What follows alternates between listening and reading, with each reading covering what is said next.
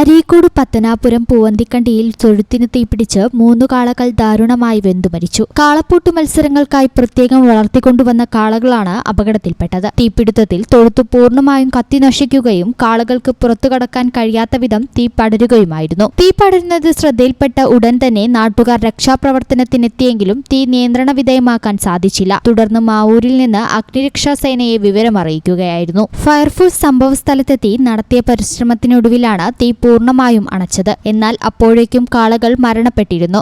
ലക്ഷങ്ങൾ വിലമതിക്കുന്ന കാളകളാണ് അപകടത്തിൽപ്പെട്ടത്. തീപിടുത്തത്തിന്റെ കാരണം വ്യക്തമല്ല. ഷോർട്ട് സർക്യൂട്ടാണോ അതോ മറ്റെന്തെങ്കിലും കാരണമാണോ എന്ന് പരിശോധിച്ചു വരികയാണ്. സംഭവത്തിൽ അരീക്കോട് പോലീസ് സ്ഥലത്തെത്തി വിവരങ്ങൾ ശേഖരിച്ചു.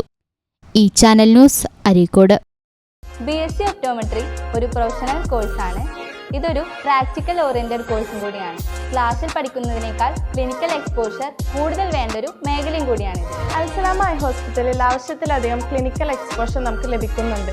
അതുകൊണ്ട് തന്നെ വേഗത്തിൽ പഠിക്കാൻ പറ്റുന്നു, എല്ലാം മനസ്സിലാക്കാനും പറ്റുന്നു. We are very happy to be the part of Al Salama Optometry College.